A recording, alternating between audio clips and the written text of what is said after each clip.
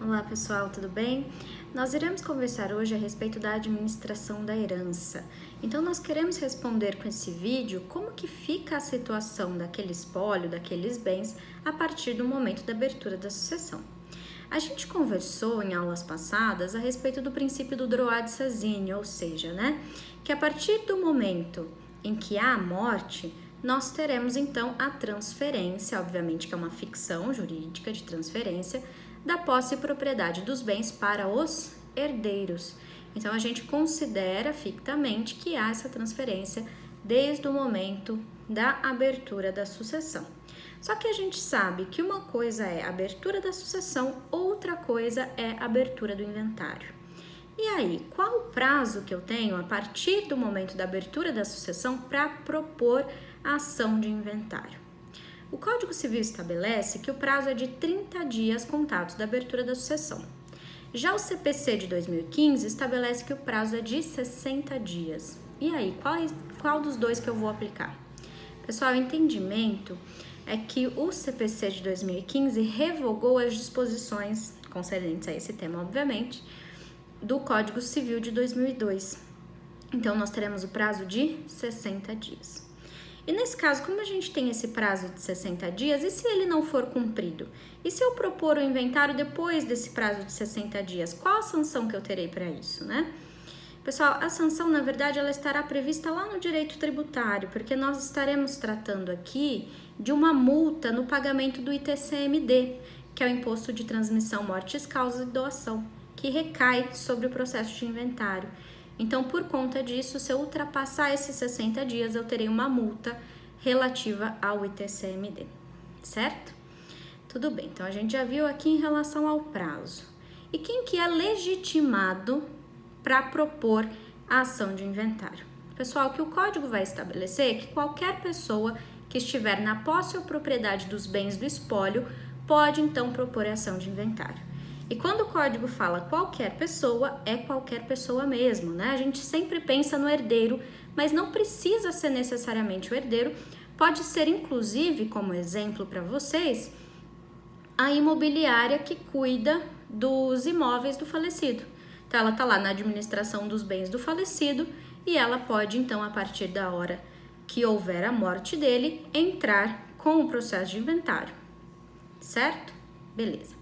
Nesse processo de inventário, a partir do momento que há a abertura desse inventário, a gente ainda vai ter um lapso temporal até a nomeação do inventariante.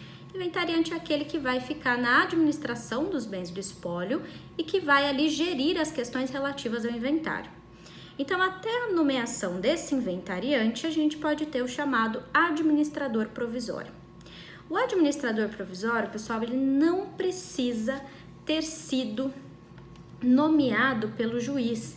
Então, cuidado com isso, O inventariante é necessariamente nomeado pelo juiz, mas o administrador provisório não precisa. O Código Civil, no artigo 1797, traz uma lista de pessoas que poderão ser, em ordem de preferência, administrador provisório. Então, esse artigo vai dizer o seguinte, olha lá, que pode ser o cônjuge ou companheiro, pode ser o herdeiro que tiver na posse e administração dos bens, ou então o herdeiro mais velho. Pode ser o testamenteiro, que é aquele que é nomeado pelo testamento para gerir as questões relativas a ele, ou pode ser inclusive uma pessoa de confiança do juiz. Então, a gente tem aqui esse rol de pessoas que podem ser administradores provisórios.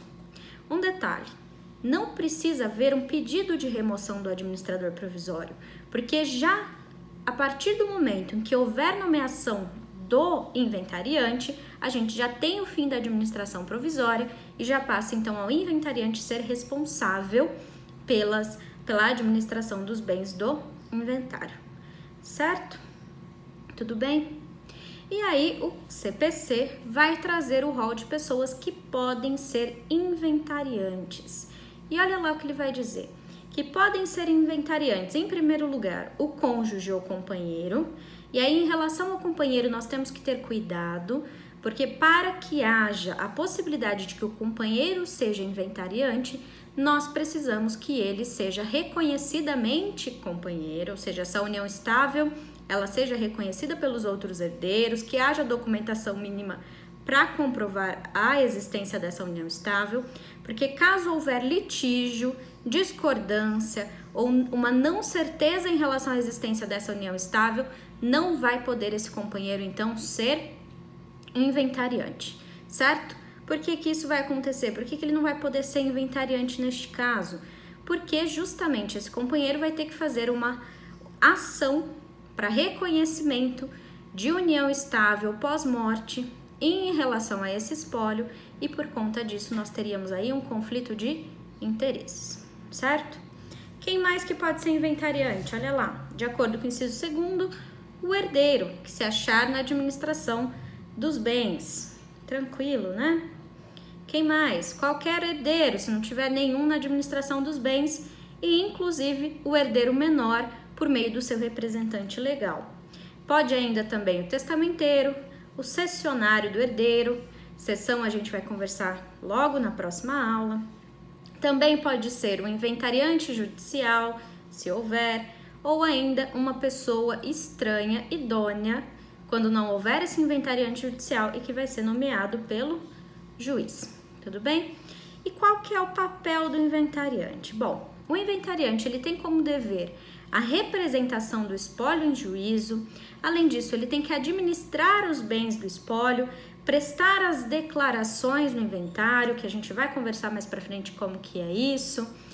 Ele também tem que trazer à colação os bens que vão compor aquele espólio, tem que juntar certidão de testamento e ainda prestar contas da sua gestão, ou seja, né, ao final ele tem que fazer a prestação de contas, determinar o que foi gasto, o que não foi, o que ele recebeu, justamente porque ele está administrando bens de terceiros, certo? Além disso, tem alguns atos de disposição que podem ser feitos pelo inventariante conforme o artigo 619 do CPC. Então, ele também pode, desde que haja autorização do juiz, alienar bens, né? Desde que haja uma necessidade também, né, para o espólio. Isso aqui tudo tem que ser em favor do espólio, não do inventariante como pessoa. Ele também pode transigir, pagar as dívidas do espólio e fazer as despesas necessárias. Só que para esses atos ele vai precisar de autorização judicial. E lembrando, né, como a gente viu, esse inventariante e também o administrador provisório, eles têm responsabilidade pelos atos. Então, eles precisam prestar as contas da administração que eles fizeram e eles respondem também caso hajam com dolo ou culpa, trazendo algum tipo de prejuízo ali para o espólio. Certo, pessoal? Próxima aula a gente vai conversar a respeito de colação. Esse iniciozinho aqui do processo de inventário, a gente vai tratar mais sobre isso mais para frente, quando a gente for ver alguns detalhes. Isso aqui muito provavelmente vocês também verão em processo civil quando falarem de procedimentos especiais, ok? Então, pessoal, até a próxima aula e a gente se vê. Tchau, tchau!